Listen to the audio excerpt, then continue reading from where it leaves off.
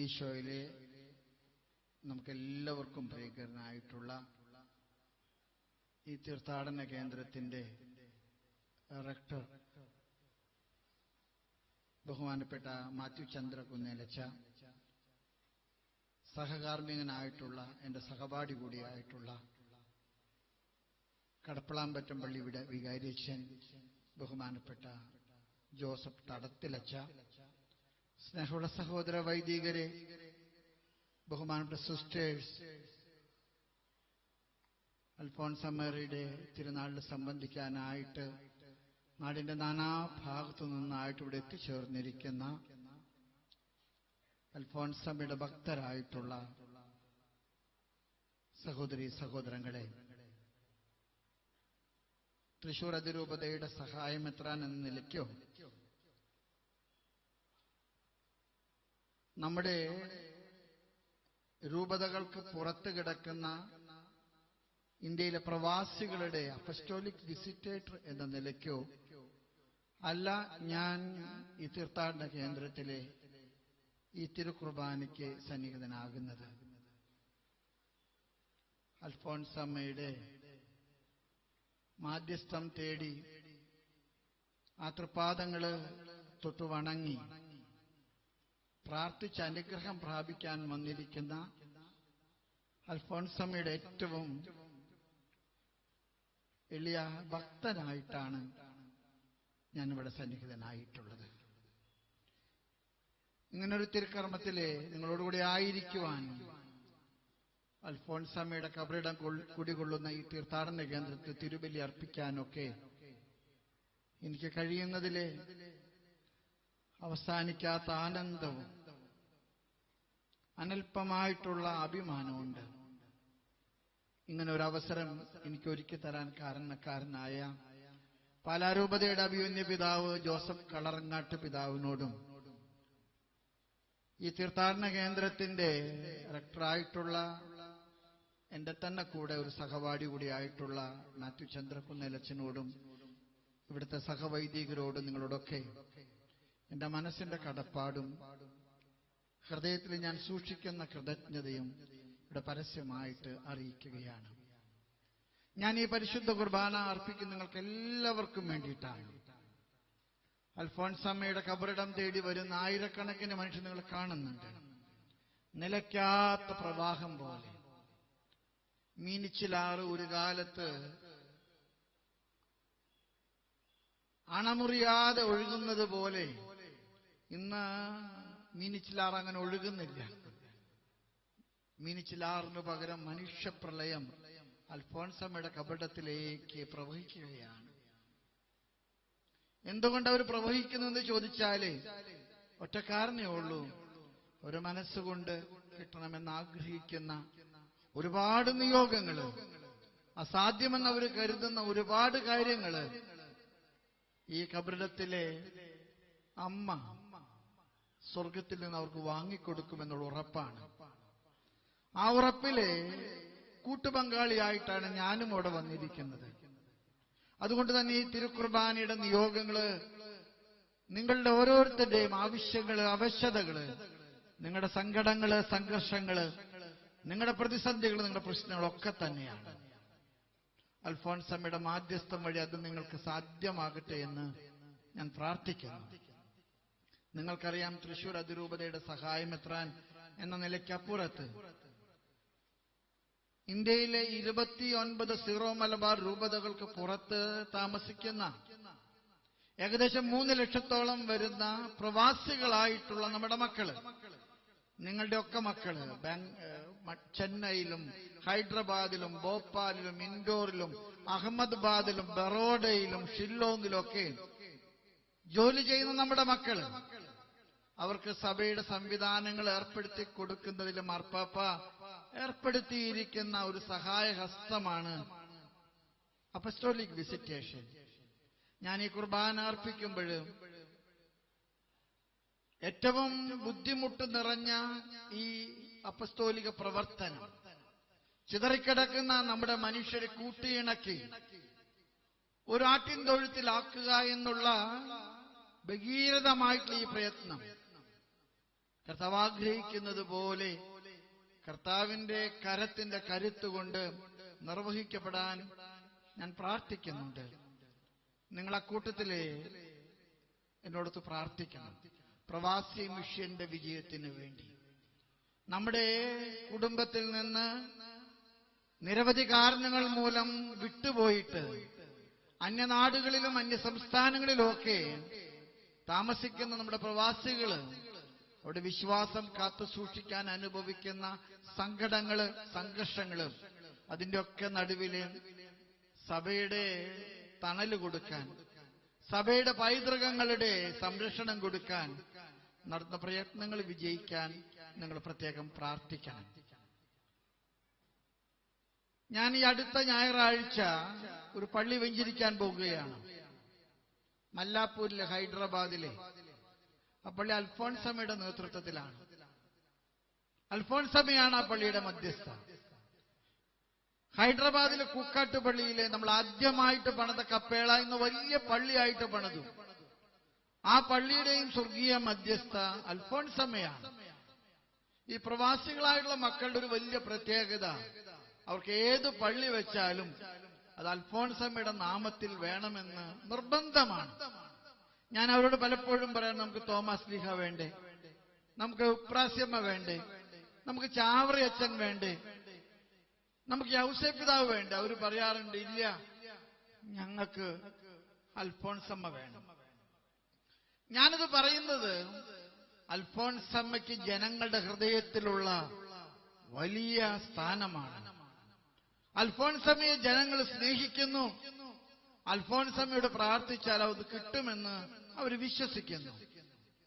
സ്നേഹമുള്ളവരെ, ഇന്ന് സ്ലീഹാകാലത്തിലെ അവസാനത്തെ ദിവസമാണ്. ഇന്ന് സൂര്യാസ്തമനം കഴിഞ്ഞു കഴിഞ്ഞാല് സഭയുടെ ആരാധനാക്രമ വത്സരത്തിലെ കൈത്താക്കാലം ആരംഭിക്കുകയാണ്. നാളെ കൈത്താക്കാലത്തിലെ ഒന്നാമത്തെ ഞായറാഴ്ചയാണ്. കൈത്ത എന്ന വാക്കിന്റെ അർത്ഥം നിങ്ങൾക്കറിയാം, വിത്തിറക്കി വിളവെടുക്കുക എന്നാണ്. ഒരുപക്ഷെ മഴക്കാലത്ത് വിത്തിറക്കുന്നു, വേനൽക്കാലത്ത് വിളവെടുക്കുന്നു. ഒരുപക്ഷെ കണ്ണുനീരിൽ ആരംഭിക്കുന്നു, പ്രഭാതത്തിലെ അത് ആനന്ദമായിട്ട് മാറുന്നു. സങ്കീർത്തന്റെ വാക്കുകളാണ്. അൽഫോൺസമ്മയുടെ ജീവിതം സഭയുടെ കൈത്തയാണ്. കണ്ണുനീരിൽ കുതിർന്ന ഒരു വിത്ത്, കണ്ണുനീരിന്റെ നനവില് പൊട്ടിമുളച്ച ഒരു വിത്ത്, അത് കർത്താവ് ഫലഭൂയിഷ്ടമാക്കി. അതിന്റെ വിളവ് സഭ കൊയ്തെടുത്തു. അതാണ് അൽഫോൺസമ്മയുടെ വിശുദ്ധ പദപ്രഖ്യാപനം. അൽഫോൺസമ്മയുടെ ജീവിതം മുഴുവൻ കണ്ണുനീരിന്റെ നനവിന്റെ താഴ്വരയാണ്. കണ്ണുനീര് കൊണ്ട് നനയപ്പെട്ട ഒരു ജീവിതം. ഇന്നത്തെ സുവിശേഷത്തിൽ നിങ്ങൾ വായിക്കുന്നുണ്ട്, എത്ര മനോഹരമാണ്. വിത്ത് നിലത്ത് വീണ് അത് അഴിയുന്നില്ലെങ്കിൽ അത് മുള പൊട്ടുകയില്ല. ഒരുപക്ഷെ നമ്മുടെ ക്രൈസ്തവ ശിഷ്യത്വത്തിന്റെ മുള പൊട്ടാൻ ആവശ്യമായിട്ടുള്ള അനുകൂലമായ മഴയാണ് സഹനമെന്ന് തിരിച്ചറിഞ്ഞ ഒരു വിശുദ്ധ. അൽഫോൺസമ്മ സഭയുടെ കൈത്തയാണ്. അൽഫോൺസമ്മ സഭയുടെ നിലത്ത് വീണഴിഞ്ഞ് നൂറുമേനി വിളവെടുത്ത സഭയുടെ കൈത്താക്കാലം. കൈത്താക്കാലം ആരംഭിക്കുന്ന ഇന്ന് ഞാനും നിങ്ങളും അൽഫോൺസമ്മയുടെ ചുറ്റും ഒന്നിച്ചു കൂടുമ്പോഴും അൽഫോൺസമ്മയുടെ ജീവിതം നമുക്ക് പാഠമാക്കാൻ പ്രാർത്ഥിക്കാം. നമ്മളറിയാം, കർഷകർക്കെല്ലാം ഉള്ളൊരു പ്രത്യേകതയാണ്, നല്ല വിത്തിറക്കിയാലാണ് നല്ല വിളവ് കിട്ടൂ. അൽഫോൺസമ്മയുടെ കബറിടത്തിൽ നിങ്ങൾ ഒന്നിച്ചു കൂടുമ്പോഴും ഈ കൈത്താക്കാലത്തിൽ ഒന്നിച്ചു കൂടുമ്പോഴും നല്ല വിത്ത് ശേഖരിക്കാൻ നമുക്ക് പ്രാർത്ഥിക്കാം. തൃശ്ശൂരിലെ തിരുവിതാംകൂറിൽ നിന്ന് കുടിയേറി പാർത്തൊരു കുടുംബമുണ്ട്. ചാണ്ടിച്ചേട്ടൻ എന്നാണ് പേര്. അമ്മച്ചി അന്നാമ്മ. ഞാനുമായിട്ട് വളരെ അടുപ്പമുണ്ട്. അവിടെ വീട്ടിൽ ഒരുപാട് ബുദ്ധിമുട്ടുകളൊക്കെ ഉണ്ടാകുമ്പോൾ എന്റെ അടുക്ക വന്ന് പ്രാർത്ഥിക്കാറുണ്ട്.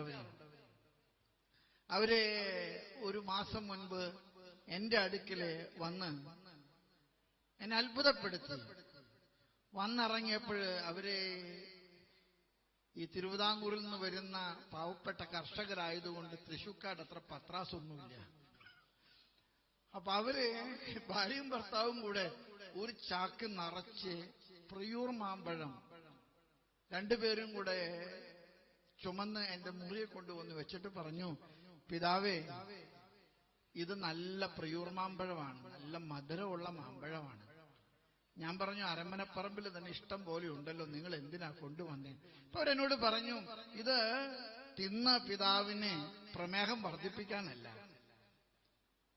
എന്റെ വലിയ ചാച്ചൻ പാലായിൽ നിന്ന് വന്നപ്പോ കൊണ്ടുവന്ന മാവിന്റെ തൈ എന്റെ വീടിന്റെ മുറ്റത്ത് വെച്ചതാണ്.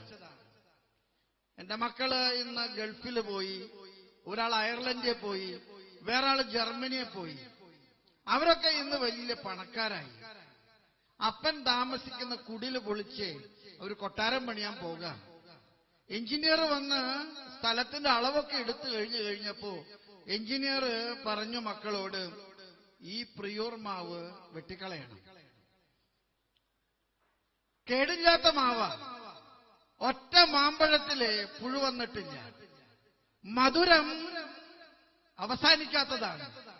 ഞാൻ എന്റെ മക്കളോട് കണ്ണുനീരോട് കൂടെ പറഞ്ഞു, എന്റെ വലിയ ചാച്ചൻ പാലായിൽ നിന്ന് കൊണ്ടുവന്ന് വെച്ച മാവ, നിങ്ങൾ ആര് പറഞ്ഞാലും ഞാനത് വെട്ടില്ല. എന്റെ നിർബന്ധ ബുദ്ധി അവർക്ക് അസ്വസ്ഥതയായപ്പോൾ എഞ്ചിനീയർ എന്നോട് പറഞ്ഞു, ചാണ്ടിച്ചേട്ടാ, ഇത് വെട്ടിപ്പൊക്കോട്ടെ, ഞാന് ഇതിന്റെ വിത്തെടുത്തിട്ട് ചാണ്ടിച്ചേട്ടന് തരാം. കഴിഞ്ഞ കൊല്ലം വിത്തെടുപ്പിന്റെ കാലമായിരുന്നു പിതാവേ. എന്റെ മാവ് വെട്ടുന്നതിന് മുൻപ് എന്റെ മാവിലുണ്ടായ ഏറ്റവും നല്ല മാമ്പഴത്തിന്റെ ഒരു ശേഖരമാണ് ഞാൻ പിതാവിന് തരുന്നത്. പിതാവിനിത് തിന്ന് ഇതിന്റെ മധുരം നുണയാനല്ല, പിതാവ് ഇതിന്റെ അണ്ടിയെടുത്ത് ഈ പറമ്പിൽ നട്ടുപിടിപ്പിക്കണം. കേടില്ലാത്ത മാമ്പഴമുണ്ടാകണം, പുഴുകുത്താത്ത മാമ്പഴമുണ്ടാകണം. ഈ അരമന പറമ്പില് നമുക്ക് നല്ല മാവുണ്ടാകണം, നല്ല മാമ്പഴമുണ്ടാകണം. അൽഫോൻസമ്മയുടെ തിരുനാൾ കൈത്താക്കാലത്തില് എന്നെയും നിങ്ങളെ ഓർമ്മപ്പെടുത്തുന്ന ഒരു വലിയ സത്യമുണ്ട്. വർഷങ്ങൾക്ക് മുൻപ് ഭരണങ്ങാനം മഠത്തിന്റെ മുൻപില് കർക്കിടമാസത്തിലെ കൊടുമഴയിലും കൊടുങ്കാറ്റിലും അടർന്നു വീണ ഒരു മാവാണിത്. അതിന്റെ മാമ്പഴം കേടില്ലാത്തതായിരുന്നു, അതിലൊരിക്കലും പുഴുവില്ലായിരുന്നു. ഞാനും നിങ്ങളും ഇന്ന് ആ മാമ്പഴത്തിന്റെ അണ്ടി പറക്കാൻ, അതിന്റെ വിത്ത് പറക്കാൻ കൂടിയിരിക്കുകയാണ്. അൽഫോൻസമ്മയുടെ തിരുനാള് നമുക്ക് കിട്ടേണ്ട അനുഗ്രഹങ്ങളുടെ പട്ടിക നിരത്തി അൽഫോൻസമ്മയുടെ കയ്യിൽ നിന്ന് അത് വാങ്ങിച്ചു പോകുന്ന ഒരു തിരുനാളല്ല, മറിച്ച് അൽഫോൻസമ്മ ജീവിച്ച ജീവിതത്തിന്റെ കാഴ്ചപ്പാടുകള്, അൽഫോൻസമ്മ ജീവിച്ച ജീവിതത്തിന്റെ നിലപാടുകള്, അത് നമുക്ക് സ്വന്തമാക്കാൻ ഈ തിരുനാളില് കഴിയട്ടെ. അൽഫോൻസമ്മ സഹനത്തെ കണ്ട ഒരു ത്രിവിധ മാനങ്ങളുണ്ട്. ഒരുപക്ഷെ അതെനിക്ക് തോന്നുന്നു അൽഫോൻസമ്മയുടെ ജീവിതത്തിന്റെ വിശുദ്ധിയുടെ പരിമളത്തിന്റെ പ്രത്യേകത അതായിരുന്നു. എമ്മാവുസിലേക്ക് യാത്ര പുറപ്പെട്ട ശിഷ്യന്മാരെ കുറിച്ച് ലൂക്കായുടെ സുവിശേഷത്തിൽ 24-ാമത്തെ അധ്യായത്തിൽ പറയുന്നുണ്ട്. അതിപ്രകാരമാണ്, അവർ ജെറുസലേം വിട്ട് എമ്മാവുസിലേക്ക് പോകാനുള്ള കാരണം ജെറുസലേമിലെ സഹനമാണ്. അവിടെ ഭയങ്കര ബുദ്ധിമുട്ടാണ്, അവിടെ പീഡകളാണ്, അവിടെ മർദ്ദനങ്ങളാണ്. അതുകൊണ്ട് വിട്ടവരാണ്. അവരെക്കുറിച്ച് സുവിശേഷത്തിൽ ഇപ്രകാരം പറയുന്നുണ്ട്, അവിടെ കണ്ണുകൾ അന്ധമായിരുന്നു, അവിടെ ഹൃദയങ്ങൾ മന്ദീഭവിച്ചതായിരുന്നു. സഹനങ്ങള് കണ്ണുകളെ മന്ദീഭവിക്കാനും ഹൃദയത്തെ തണുപ്പിക്കാനും കാരണമാകും. അൽഫോൻസമ്മയുടെ തിരുനാള് ഹൃദയങ്ങളെ തുറപ്പിക്കാൻ കാരണമാകട്ടെ. സഹനം വിശ്വാസത്തിന്റെ ജ്വലനമാകട്ടെ. അൽഫോൻസമ്മ ഉറച്ചു വിശ്വസിച്ച ഒരു സത്യമുണ്ട്. തന്റെ സഹനങ്ങൾ ഒരു ശാപമല്ല, തന്റെ സഹനങ്ങള് ഒരു ശിക്ഷയല്ല, തന്റെ സഹനങ്ങൾ ഒരു നഷ്ടമല്ല.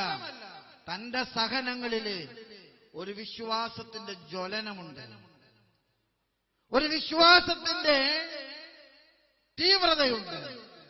ഞാനും നിങ്ങളും ജീവിക്കുന്ന ഈ കാലഘട്ടത്തിലെ സഹനത്തെക്കുറിച്ച് നമുക്ക് ഒരുപാട് തെറ്റിദ്ധാരണയുണ്ട്.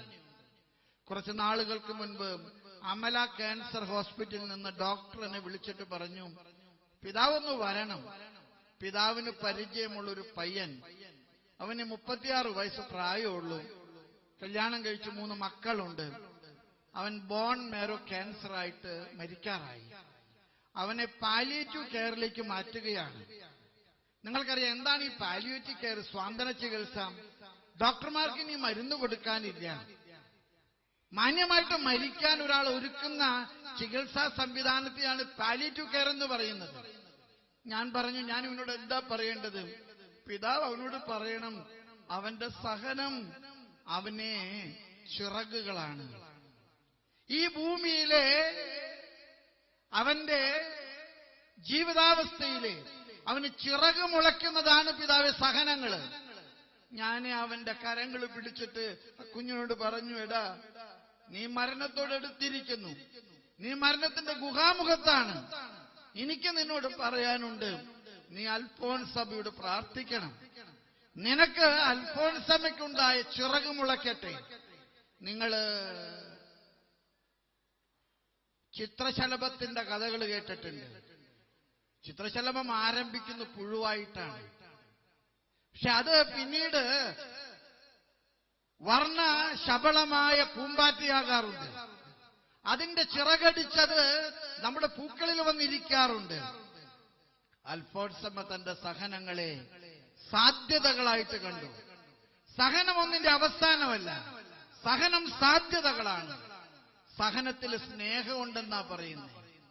അൽഫോൻസമ്മ തന്റെ ഡയറി കുറിപ്പിൽ ഒരിടത്ത് ഇങ്ങനെ കുറിച്ചു വെച്ചിട്ടുണ്ട്, ഈ ഭരണങ്ങാനം മഠത്തിലുള്ള 34 കന്യാസ്ത്രീകളിലെ തമ്പുരാൻ ഏറ്റവും കൂടുതൽ സ്നേഹിച്ചിട്ടുള്ളത് എന്നെയാണ്. അവിടുത്തെ അമ്മമാര് ചോദിച്ചത്ര, എന്റെ പൊന്നുമോളെ നീ എന്തിനാ ഈ വിഡ്ഢിത്തരം പറയുന്നേ? അപ്പൊ അൽഫോൻസമ്മ കൊടുത്ത മറുപടി ഇപ്രകാരമാണ്, അമ്മേ, കർത്താവിന് ഇഷ്ടമുള്ളവർക്കാണ് കർത്താവിന്റെ തിരുമുറിവ് കൊടുക്കുക.